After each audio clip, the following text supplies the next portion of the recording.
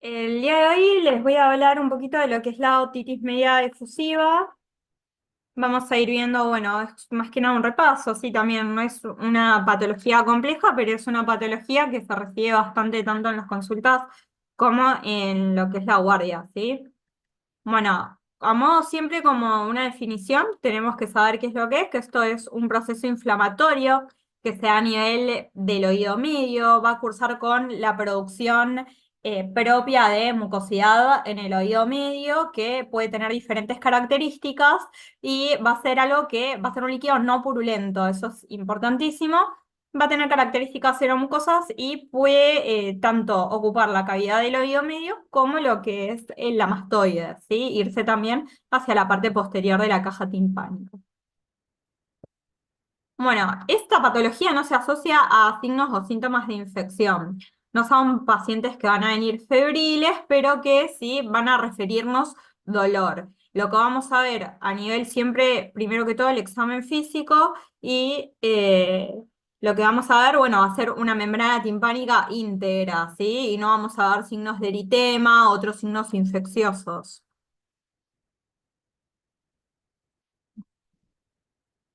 Bueno, esto se da tanto en el adulto como en el niño, ¿sí? Las características es que esto va a ir disminuyendo a partir de los niños, mientras los niños van creciendo, y a partir de los 8, 9 años, 10 por ahí, ya van a tener la misma incidencia que en el adulto, ¿sí? Entonces hay dos picos importantes que son los niños chiquitos, ¿sí? Y los adultos ya un poco más grandes. En la mayoría de los casos siempre es favorable, ¿sí? Esto es una patología benigna, pero bueno, es importante hacer el diagnóstico y el tratamiento porque puede tener incidencias en lo que va a ser el aprendizaje y el desarrollo en los niños más pequeños, ya que va a generar, vamos a ver más adelante, pero afección en lo que es la audición. Entonces es allá donde tenemos que estar más atentos según el rango etario. Entonces, la epidemiología lo vamos a ver principalmente en los niños pequeños que consultan después de un episodio de otitis o también cuando empiezan a ir a las guarderías, a los jardines y empiezan con los ciclos con mocos, con congestiones, con resfríos. Bueno, posterior a esto puede quedar este tipo de otitis por la misma congestión y la mucosidad que retienen en el oído medio. La incidencia mayor, como vemos, se da entre los 6 a los 18 meses, que es la etapa donde siempre preguntarle a los papás si hicieron algún cambio de hábito, si está yendo a la guardería o si está yendo quizás a alguna casa donde lo están cuidando con otros nenes chiquitos, si tiene hermanitos, que eso también, bueno, va a ser un factor que nos va a orientar a si son episodios que se pueden repetir o estamos frente a un episodio único y nos va a orientar después en el tratamiento. 10 a un 17% de los niños lo van a tener, ¿sí? Que es bastante. Y un 3 a un 4% entre los 6 y 8 años. Esto va disminuyendo a medida que van creciendo. Los picos principales en el año donde lo vamos a ver, bueno, otoño e invierno, que son los periodos donde vemos mayor congestiones nasales, y en menor medida lo que es verano, ¿sí? El 90% entonces se da hasta los 2 años y van a tener un episodio de OME seguramente. Esta es la primera causa de hipoacusia en los niños pequeños, pero de tipo conductiva. Entonces tenemos que estar atentos a esto porque son los niños están en desarrollo y esto puede generar tanto una hipoacusia leve como una hipoacusia leve casi a moderada, ¿sí? En algunos nenes, bastante importante. Hay algunos factores que son predisponentes, que son a los que tenemos que estar atentos en la consulta. Si tienen episodios de otitis medias, si son bebés que usan biberón por la posición en la que se los alimenta, el sexo masculino, esto de las guarderías o si concurren a alguna escuela. Si tenemos también pensar si son nenes que están haciendo episodios a repetición, bueno, tener en cuenta que podemos tener una hipertrofia adenoidea, entonces más allá del tratamiento que le demos, que los papás se vayan de la consulta con una orden para la radiografía de Cavum también.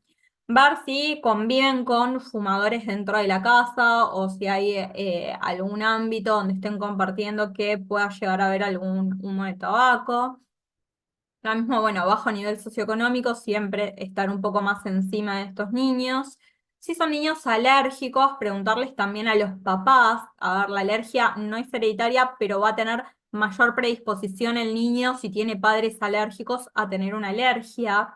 Y después tenemos un grupo de niños especiales donde tenemos que estar más atentos, que son los niños con paladar hendido y con otras anomalías. Los que más solemos ver son los niños con síndrome de Down o también si tenemos nenes con sobrepeso y obesidad. Hay otros factores de riesgo también, ¿sí? Que tenemos, por ejemplo, niños que tienen hipoacusias permanentes cuando tienen estos episodios de otitis. Eso, como les voy a repetir de vuelta, es importante, pues son niños en desarrollo, están desarrollando toda su parte intelectual y ya tienen una hipoacusia que puede ser reversible con un tratamiento médico. Si tenemos una sospecha o un diagnóstico de la alteración del lenguaje, estos nenes pueden venir por derivación tanto de el pediatra como algunos ya están yendo a su fonoaudiólogo y la misma fonoaudióloga algo le llama la atención y nos lo manda también al consultorio para evaluarlo. Las enfermedades de espectros de trastornos profundos, siempre estar atentos, hay muchos nenes hoy en día con diagnósticos también de TEA, prestar más atención a eso, si realmente no están escuchando por algún motivo, si estamos frente a algún episodio de OME y que no lo están pudiendo expresar ellos también. Como dijimos, los nenes con algunos síndromes, principalmente, bueno, por ejemplo, el síndrome de Down, o si tenemos alguna otra alteración craneofacial. Sí, tenemos personas, tanto adultas como niños con ceguera o que tengan alguna alteración visual, porque están disminuyendo su sentido de la audición. Si ya tienen un sentido menos y están con una hipoacusia de golpe transitoria, bueno, están teniendo un sentido menos, así que tenemos que tratar de resolverlo. Y si tenemos también, bueno, retraso de lo que es el desarrollo psicomotor, ¿sí? Siempre estar atentos y tratar de que ese grupo de personas estén lo más óptimo posible y tratar de resolver esta patología, ¿sí? Bueno, ¿cuál es la principal diferencia, que eso seguro ya lo saben, entre los adultos y los niños y por qué tenemos tanto esta patología en los niños? Como vemos, los nenes tienen la dirección de la trompa auditiva, así que va desde donde terminan las fosas nasales, el caum, hasta el oído medio, es horizontal. Entonces el chico se llena de mocos y enseguida tiene toda esta patología del oído medio. Y a medida que vamos creciendo, a partir de los 6, 7 años, se va verticalizando, ¿sí? Va teniendo una dirección un poco más oblicua, por eso se reducen mucho más estos episodios en el adulto. La función de esta trompa auditiva, siempre tener en cuenta que es equilibrar las presiones del oído medio con la presión atmosférica y el drenaje también, la secreción del oído medio, ¿sí? Y también, bueno, protege lo que es el oído medio por este manejo de presiones. Pero tener en cuenta que esta es la diferencia principal porque la mayor población que nos va a consultar van a ser los niños, mucho más que los adultos. Bueno, ¿qué cosas tenemos que tener en cuenta? Que dentro de la fisiopatología es algo que va a generarse por una inflamación, tenemos que prestar atención a la inmunidad innata de estos pacientes, preguntar también un poquito más si tienen alguna otra patología, en el caso de los nenes si tienen alguna otra internación, si tienen broncoespasmos, si hay algún diagnóstico de asma también, que son todas alteraciones de la vía respiratoria y que pueden también desencadenar estos episodios. La sobreproducción de mocos, hay padres que vienen y nos cuentan que los nenes siempre viven llenos de mocos, salen de un resfrío y entran en otro todo el año. Tener en cuenta que, bueno, dentro de toda la vía aérea también va a haber patologías con virus y bacterias, ¿sí? Tener en cuenta si hay algún episodio donde lo hayan tenido que, sí, medicar con algún antibiótico, por ejemplo, porque hizo una otitis medio aguda. Esto es la inmadurez de la trompa Eustaquio, ¿sí? La posición horizontal en los niños, que es lo primordial, que por esto es que los niños siempre tienen mayores episodios. Pero bueno, también más allá de que nosotros hagamos un tratamiento luego y el diagnóstico, tranquilizar siempre a los papás que a medida que vayan creciendo, esto también va a ir disminuyendo. Bueno, tenemos diferentes etapas para ver todo lo que es la otitis media fusiva, ¿sí? Bueno, el derrame puede ser muy variable y lo podemos ver de diferentes formas, que es a donde tenemos que estar más atentos. Puede ser tanto un líquido clarito, un transudado, como un líquido espeso o gelatinoso. y siempre nos va a dar una hipoacusia de transmisión, una hipoacusia conductiva, ¿sí? Que es lo que lo va a diferenciar de pensar cualquier otro tipo de patología. Normalmente esto es asintomático, pero la consulta suele ser muchas veces por la hipoacusia. Estar atentos cuando vienen y nos dicen, no sé si el nene no escucha o si está fingiendo y se hace el que no escucha. Entonces, bueno, ahí ya vamos a ver después cómo pedimos ese estudio audiológico, pero siempre estar atentos a qué es la consulta por la que vienen.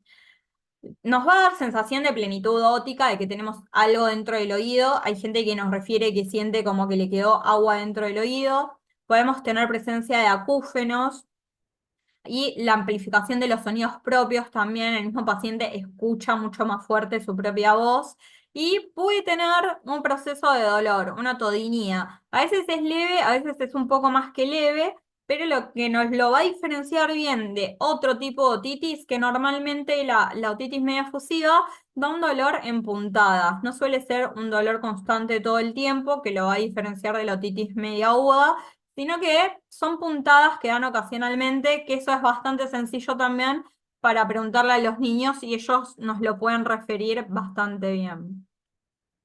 Bueno, dentro de los hallazgos clínicos vamos a ir viendo un par. Acá vemos que, por ejemplo, tenemos una alteración de la movilidad de la membrana timpánica. Acá se está ejerciendo igual, sí, presión dentro de lo que es el conducto para poder movilizar la membrana y vemos que está bastante reducido.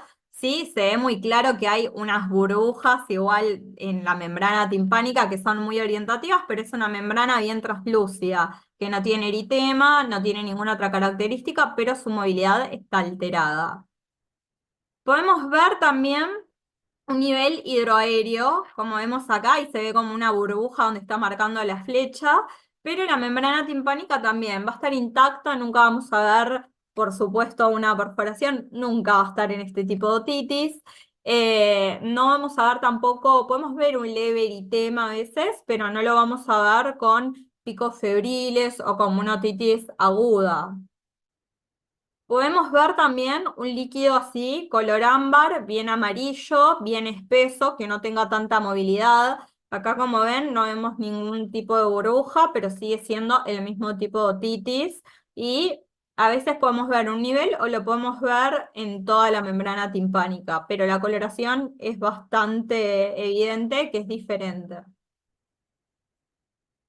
Después también podemos ver la membrana timpánica puede estar retraída hacia adentro. Esto es por el cambio de las presiones del oído medio. Podemos ver tanto una membrana bien abombada, pero sin eritema, con contenido interno, o podemos ver una membrana que tenga también retracciones hacia adentro por el cambio de presión y con líquido. Como vemos acá también se ve ese color ámbar, ese color amarillento dentro de lo que es el oído medio. Y también podemos ver lo que es la membrana opaca, ¿sí? La membrana opaca es cuando pierde su translucidez, donde ya no vemos esa transparencia. Acá, como ven, no se puede ni siquiera identificar bien dónde está el martillo, no podemos ubicarlo del todo por esa opacidad propia que tiene la membrana, pero sí podemos ver que tenemos algunas burbujas que están en todo el relieve de lo que es el oído medio, ¿sí? Siempre también para diferenciarlo, o sea, los tres tipos de otitis que tenemos principales son la otitis media aguda, que ya vieron que este tipo de otitis acá no va a tener eritema, no va a tener los picos febriles, no va a ser tan dolorosa como la otitis media. Y la otitis externa, también para diferenciarla, si el paciente nos dice que tiene un dolor o algo, bueno, acá están viendo que todos los conductos se ven perfectos, se puede hacer una otomicroscopía sin ningún problema. Acá vemos otras imágenes, la idea es que vean bastantes imágenes para poder identificarlas de las diferentes formas. El primer oído de la izquierda es un oído normal, como vemos, una membrana timpánica transparente, con el relieve del martillo, sin ninguna característica llamativa. En la figura del medio podemos ver un contenido con niveles, con burbujas, y hacia la derecha ya podemos ver también ese líquido ámbar, ese líquido amarillento que está en todo lo que es el oído medio. Los dos tipos de pacientes, si tienen tanto burbujas, ese contenido o el contenido amarillento, Los dos tipos de pacientes siempre van a referir esta plenitud óptica o que escuchan como si estuvieran adentro de un termo y escuchan su propia voz. Bueno, acá vemos otras imágenes también, tanto a la izquierda como a la derecha. La de la izquierda está un poquito más eritematosa, pero eso no tiene que confundirnos. Siempre por eso interrogar qué tipo de dolor es el que tiene el paciente y decirle, ¿es un dolor constante? ¿Es un dolor intermitente? ¿Tenés puntadas? ¿Tuviste fiebre?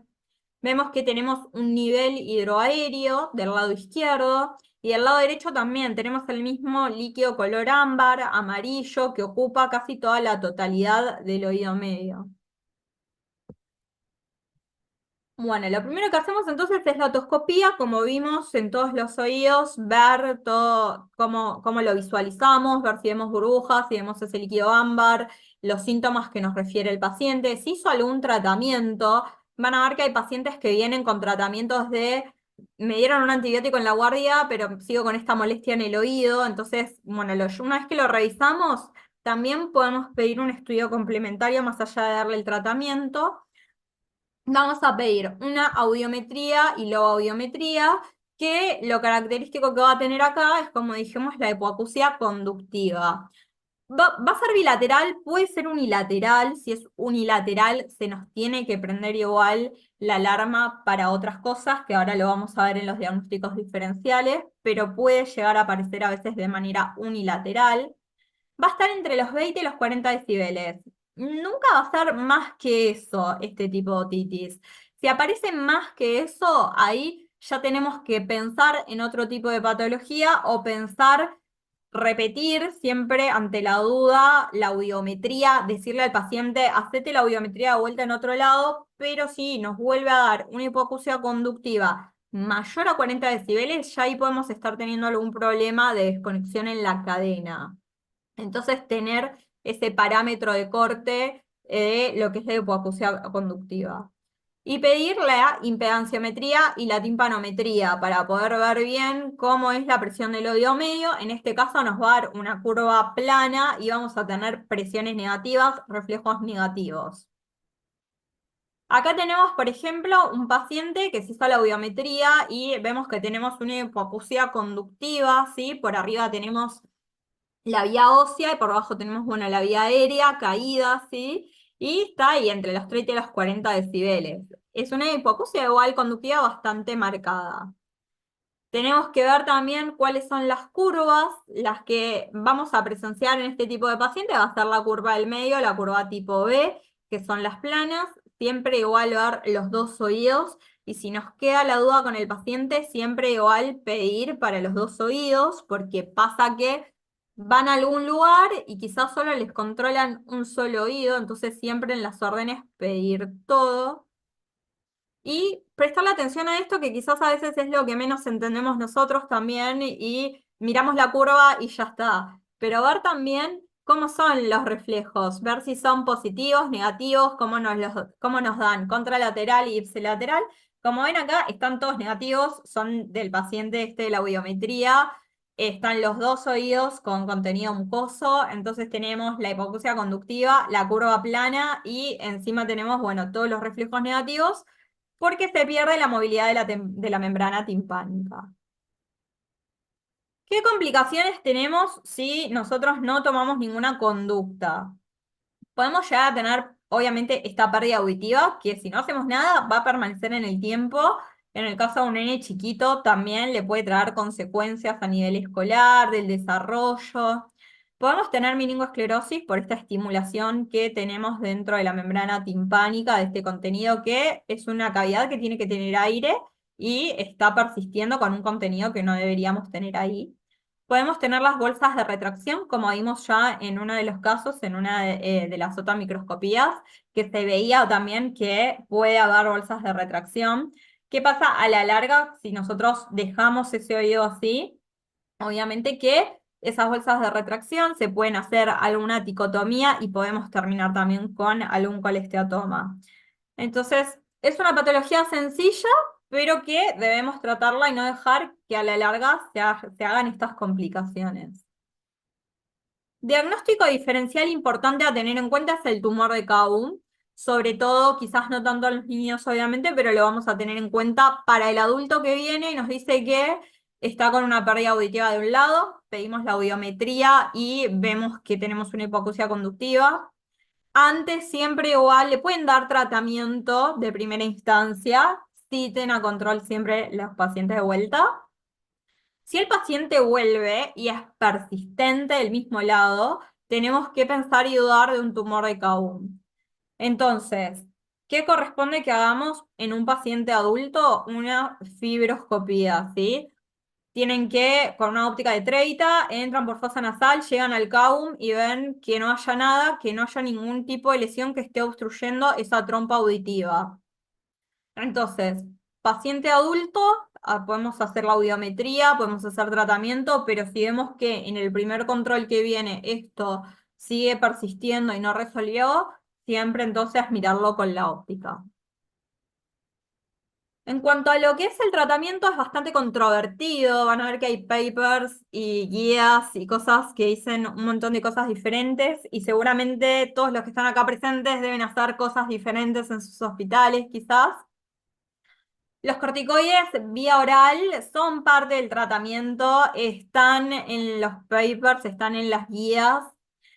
Se pueden utilizar, hay que tener igual, obviamente, cuidado al momento de que los utilizamos. Siempre en el caso tanto de los niños, preguntarles a los papás si les vamos a dar un corticoide vía oral, preguntar cuándo fue el último ciclo que lo tomó, porque se usa mucho en los pediátricos y la idea es no repetir un ciclo tan seguido de otro. Y en un adulto también tener en cuenta si hay alguna otra patología asociada y si se lo podemos dar o no, porque tenemos otras cosas también que podemos asociar. Tenemos los sprays nasales con corticoides, ¿sí? Cualquiera de los sprays nasales con corticoides se puede utilizar. Lo habitual es que se lo demos, le demos un ciclo, un mes y controlar al paciente al mes. Esto se puede extender, vamos a ver más adelante, que hasta 3 meses nosotros podemos llegar a repetir estos ciclos con spray nasal y ahí, bueno, tomamos otra pauta, otra decisión si vemos que no revertió el cuadro. Se pueden usar los lavajes nasales también, pero tener en cuenta y interrogar al paciente de si es un paciente alérgico, si tiene aparte mucosidad, si tiene rinorrea. En esos casos sí lo podemos asociar también a algún spray de lavaje nasal, pero si no, si es un episodio, por ejemplo, de una congestión y nos quedó la OME como consecuencia, no nos va a cambiar tanto usar un spray de lavaje. Después tenemos los descongestivos también. Hoy en día hay bastantes trabajos y se puede asociar mucho también lo que es el uso de la N-acetilcisteína, el Acemuc o el Toflux, cualquiera de los dos, sí, sobre todo el Acemuc. Es algo que lo podemos asociar acá al tratamiento. Normalmente son tratamientos que normalmente no le damos una sola cosa sola, sino que le damos quizás, si es una hipoacusia bastante marcada, un ciclo de corticoide, el spray nasal y le podemos dar el Acemuc y controlarlo a las 3 semanas. El antibiótico es controversial, hay trabajos que lo avalan y otros que no. Normalmente, si ustedes empiezan a prestar atención, van a ver que la mayoría de las personas ya tomaron un antibiótico y vienen y nos consultan porque tomaron el antibiótico y el oído sigue tapado y no les dieron nada más. Entonces ahí es donde hay que decirles, bueno, el antibiótico si bien baja la carga bacteriana, va a disminuir si hubo una infección ahí, lo que necesitamos es explicarles que esto también es algo mecánico y que tenemos que hacer un tratamiento para que esa trompa auditiva vuelva a permeabilizarse bien y ahí es a donde entra en juego el spray nasal y todos los descongestivos.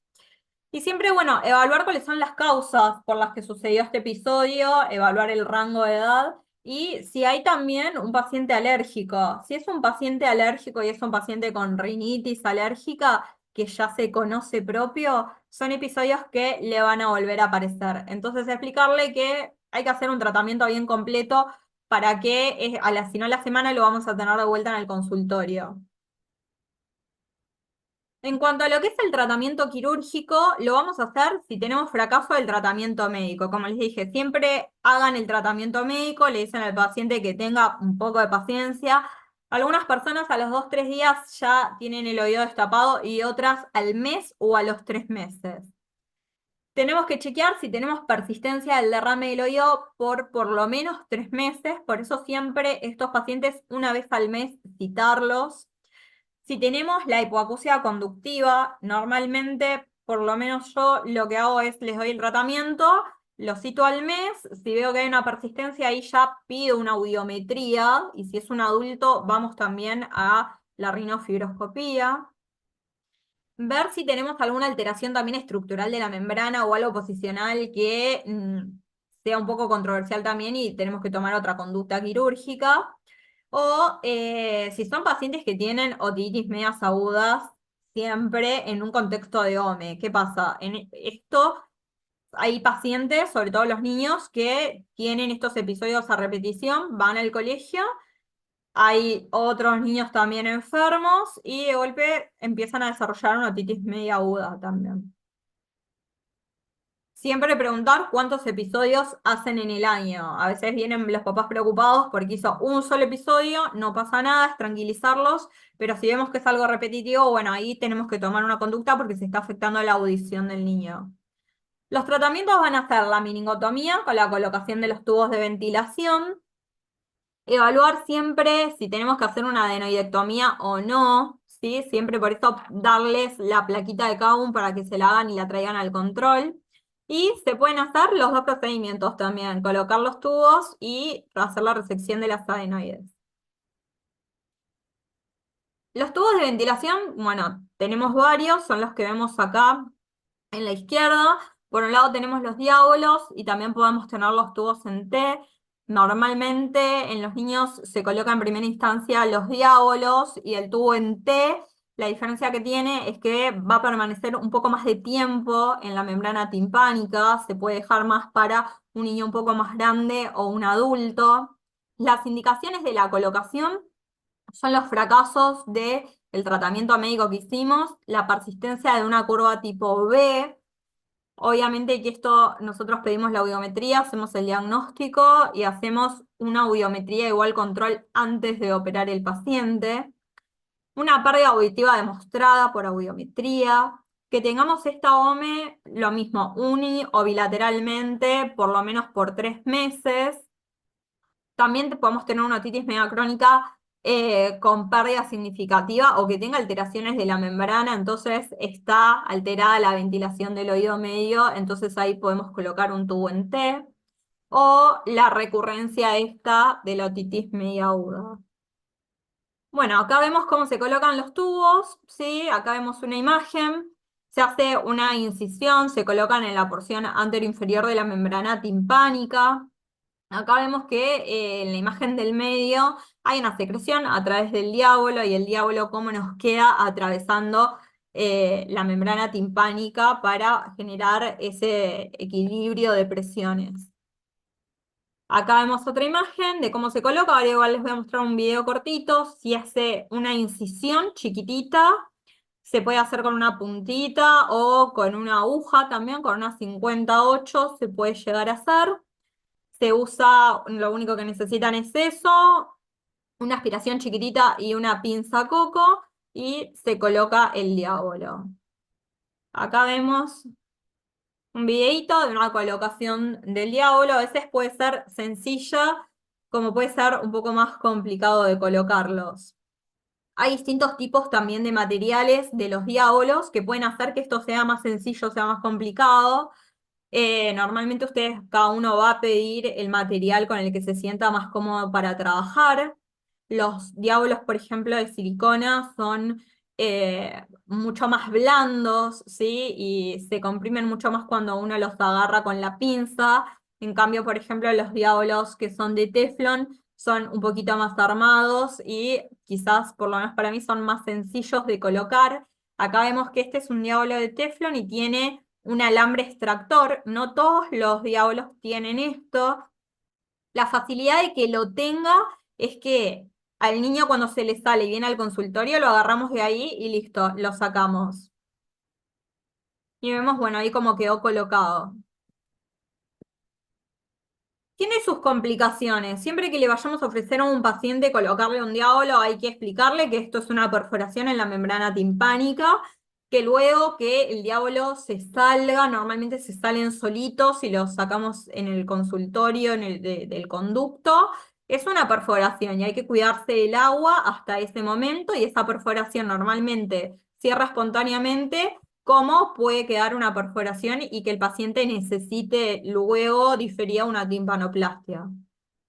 Podemos llegar a tener otorrea, una expulsión precoz de un tubo de ventilación, pacientes que antes del mes expulsaron el diablo que se colocó, que se obstruya, normalmente se obstruye igual con cera, es algo que lo podemos limpiar en el consultorio, que quede la perforación de la membrana timpánica, siempre avisar estas cosas, que haya una hialinización en la periferia de lo que es el diablo, granulomas, o que luego de esto haya igual una recidiva de otitis media.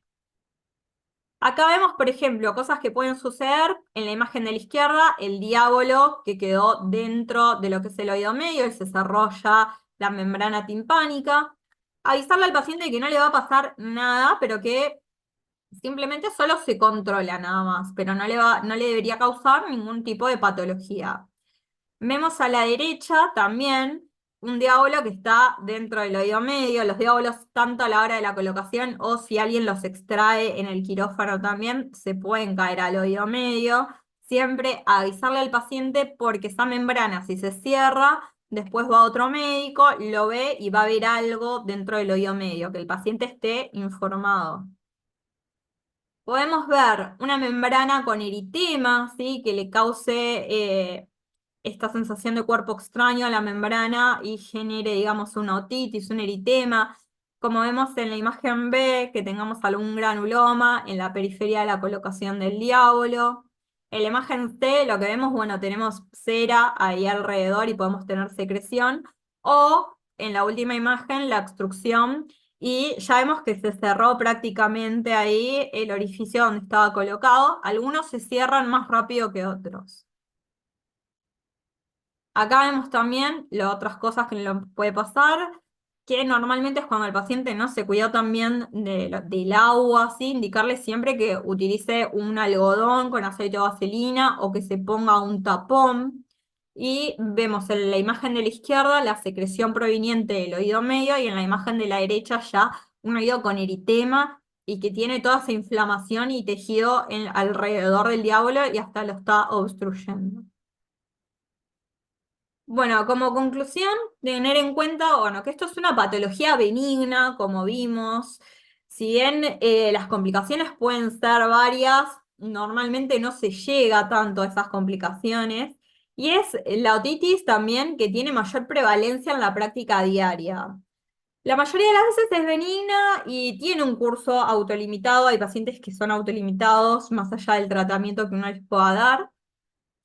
Sean conscientes acerca de los riesgos de perpetuar también una hipoacusia, de decirle a un paciente, esto va a resolver solo, después vení, es una hipoacusia, y sobre todo en pacientes que tengan alguna alteración psicomotriz, alguna alteración de algún sentido, o niños que estén en desarrollo. Es fundamental entender que cada paciente, bueno, tiene sus características clínicas que son únicas, preguntar esto de si es alérgico o no, si es asmático, nos lleva un ratito más, pero le vamos a dar el mejor tratamiento y es individualizado para cada paciente. Al principio siempre cuesta, pero después uno va viendo si le voy a dar el corticoide o no, si le voy a asociar algún otro descongestivo.